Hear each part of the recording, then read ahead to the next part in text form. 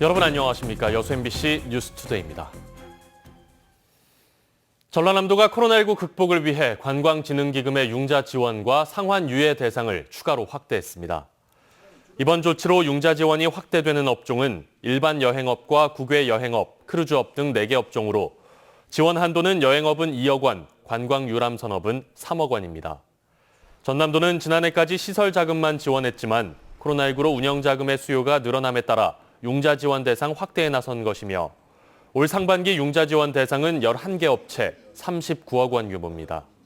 전남도는 또 지난해 융자금 상환을 1년 유예했지만 코로나19 상황이 장기화하면서 이미 상환 유예 지원을 받은 융자 업체도 상환 기간을 1년 더 연장하기로 했습니다.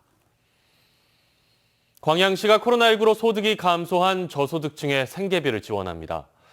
지원 대상은 중위소득 76% 이하, 재산 3억 5천만 원 이하인 가구이며 50만 원까지 지원받을 수 있습니다. 광양시는 생계급여 등 다른 지원금과 중복지급은 제한된다며 대상 여부를 확인한 뒤 주소지 관할 주민센터를 방문해 신청이 가능하다고 밝혔습니다. 전라남도 교육청이 코로나19 예방을 위해 불법 사교육을 집중 단속합니다. 전라남도 교육청은 방역 사각지대인 개인교습자의 불법 교습 근절을 위해 오는 28일까지 불법 과외 집중 단속 기간을 운영하는 등 학원연합회와 협력해 코로나19 확산 방지에 총력을 기울일 예정입니다. 또 오는 11일까지 학교와 학원 방역 집중 기간을 운영하며 사회적 거리두기 방역 수칙 준수와 자발적인 PCR 검사 등을 적극 권장하기로 했습니다. 광양의 택지 개발 사업들이 잇따라 논란에 휩싸이고 있습니다. 얼마 전 황길 택지지구 조합에서 횡령 의혹이 불거졌다는 소식 전해드렸는데요. 이번엔 황금 택지지구 조합 운영 과정에서 불법적인 정황이 있었다는 고발장이 접수돼 경찰 수사가 진행되고 있습니다. 조희원 기자입니다.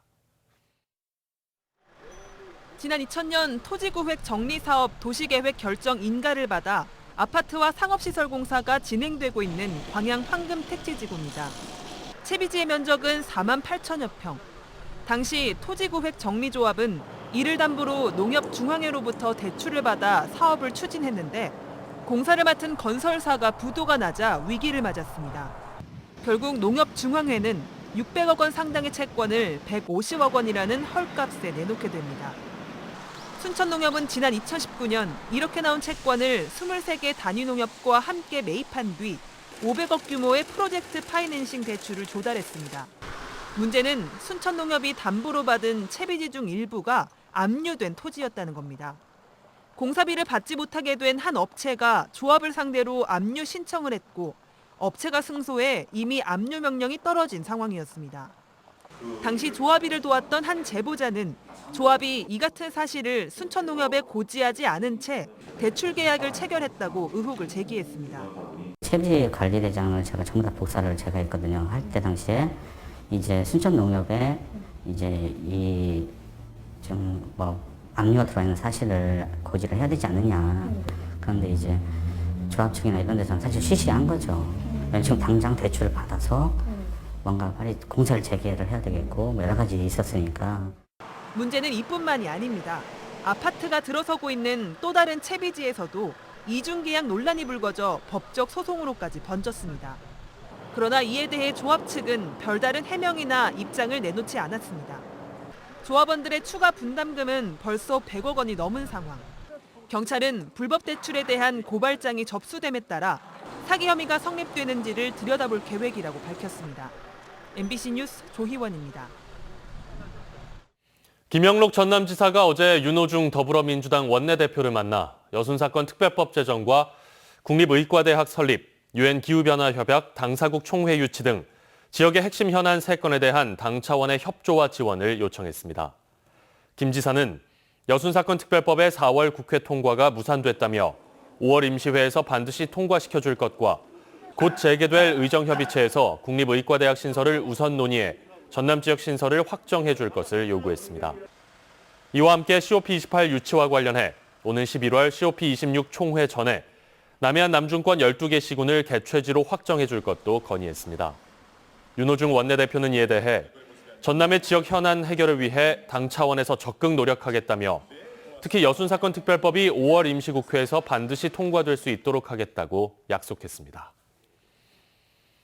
여수시가 공직자 부동산 투기 여부에 대한 전수조사에 들어갔습니다.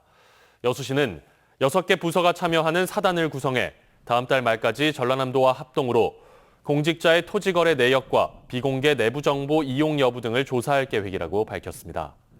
조사 대상 구역은 만흥지구와 중림 1지구, 소재지구와 여천역 주변 개발 사업으로 사업지구 지정 또는 사업 시행 이전 3년간의 토지거래 내역을 집중 조사할 예정입니다. 해상으로 추락한 차량에서 2명을 구조한 여수 시민이 의상자로 선정돼 포상을 받았습니다. 여수시는 지난해 1월 소호항 방파제에서 바다로 떨어진 포터트럭을 발견하고 피해자들을 구조하려다 자신도 무릎 연골 등을 크게 다친 김진훈 씨를 의상자로 선정하고 증서와 보상금을 전달했습니다. 의사상자는 자신의 직무와 상관없이 위험에 처한 다른 사람을 구하려다 숨지거나 다친 사람으로 지자체가 보건복지부 심사위에 의뢰해 선정합니다.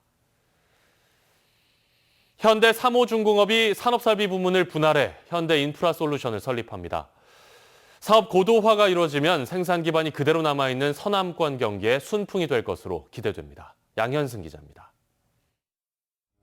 2018년 5월 10일 12시 10분부로 세월호 선체가 직립에 성공적으로 안착됐음을 선언합니다. 참사 발생 4년, 목포 신항 거치 1년여 만에 지난 2018년 누워있던 세월호 선체가 바로 섰습니다.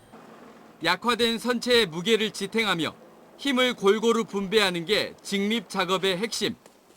현대 3호중공업의 산업설비 부문에 기술력이 총동원됐습니다.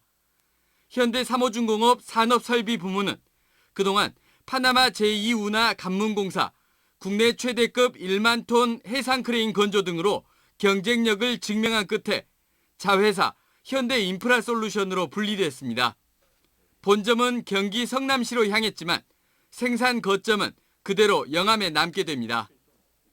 전 세계적으로 크레인이 대형화, 자동화, 무인화되는 상황에서 사업이 확장되는 부분이 있기 때문에 지역사회에도 상당한 도움이 될 걸로 생각이 됩니다. 현대인프라솔루션이 현재 확보 중인 크레인 수주 잔량은 사우디아라비아, 인도, 싱가폴, 부산 신항 등 40여 기에 이르러 일감도 넉넉한 상태입니다. MBC 뉴스 양혜승입니다. 90년대생들이 사회생활 전년에 등장하면서 어느 조직이나 세대 간 소통 문제가 화두가 되고 있습니다. 공직사회에서는 이와 관련해 책까지 발간했습니다. 송정근 기자가 취재했습니다. 과장님 먼저 퇴근하겠습니다. 이름부터 시선을 사로잡는 이 책자에는 이른바 밀레니얼 세대 공무원들이 선배 공무원들과 일을 하면서 겪은 솔직한 공직 경험이 담겨 있습니다. 6년 차인 한 7급 공무원은 상급자와 겪었던 불통이 공직 생활을 움츠러들게 만들었다고 털어놓았습니다. 상급자가 내용도 공유하지 않으면서 많은 직원들 앞에서 강한 질책을 자주 했고 원만한 관계를 유지하기 위해서 어쩔 수 없이 알겠습니다라는 말밖에 할 수 없었다는 겁니다. 또 다른 6년차 7급 공무원 B씨는 직원들을 감싸주는 리더십을 바람직한 사례로 제시했습니다. 직원들의 실수를 질책하지 않고 따뜻한 말과 함께 구체적인 해결 방법까지 제시해주는 선배의 모습이 공직 생활에 큰 도움이 됐다고 진솔하게 고백합니다. 권위의식이나 불통, 잘못된 관행들에 대한 문제의식에 대해서 굉장히 공감을 크게 했고요. 그리고 저 역시도 한 10년 정도 됐는데 혹시나 무의식적으로 잘못된 행동을 하지 않았는지. 밀레니얼 세대로 불리는 80년대생에서 90년대생 직원 60명이 작성한 이번 사례집은 상사의 리더십과 인사조직 문화 등 3개 분야 83개 사례로 구성됐습니다. 밀레니얼 세대 공무원들은 수직적 조직 문화와 근무 시간 외 연락 등을 불편 사례로 합리적이고 구체적인 업무 지시와 노하우 전수 등을 바람직한 사례로 꼽았습니다. 저희들은 이제 이렇게 사례 중심으로 신세대들의 그 생각을 엮어낸다면 기성 세대들이 그런 사례들을 보고 생각의 변화. 광주시는 먼저 5급 이상 간부 공무원 500여 명에게 책자를 제공해 선후배 공직자 간 세대 격차를 줄일 계획이라고 밝혔습니다. 세대 간 소통을 통해 조직 생산성을 높이려는 광주시의 실험이 성공을 거둘 수 있을지 관심이 주목되고 있습니다. MBC 뉴스 송정근입니다. 광양시가 오는 11월까지 만 65세 이상 고령 운전자들의 면허증을 반납받습니다. 면허증을 반납한 운전자는 10만 원 상당의 광양사랑 상품권을 지급받습니다. 광양시는 교통사고를 줄이기 위해 이번 사업을 기획했다며 시민들의 적극적인 참여를 당부했습니다. 순천시 해룡면 선월리에 조성 중인 화물차 차고지가 공사 중에도 임시 개방됩니다. 순천시는 관내 두 번째 화물차 공영 차고지로 조성 중인 210면 규모의 선월리 차고지를 운전자들의 주차 편의를 위해 오는 7일부터 무료로 개방하기로 했습니다. 순천시는 도심 북부인 서면 앞공리에 조성된 제1화물차 공영 차고지 외에 도심의 남부권에도 추가 조성이 필요하다는 판단에 따라 지난 2018년부터 143억 원의 사업비를 투입해 공사를 추진하고 있습니다. 전남 지역 초등학생들의 기초학력이 개선된 것으로 나타났습니다. 전라남도 교육청은 지난달 도내 초등 3학년부터 중학생까지를 대상으로 읽기, 쓰기, 세마기 등 기초학력을 평가한 결과 초등학생 3학년에서 6학년까지의 기초학력 미달 학생 비율이 지난 2019년보다 30%가량 줄었다고 밝혔습니다.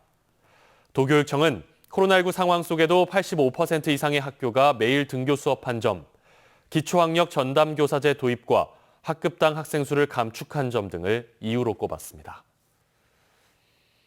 지역 소비자 물가 상승세가 4개월 연속 지속된 것으로 나타났습니다.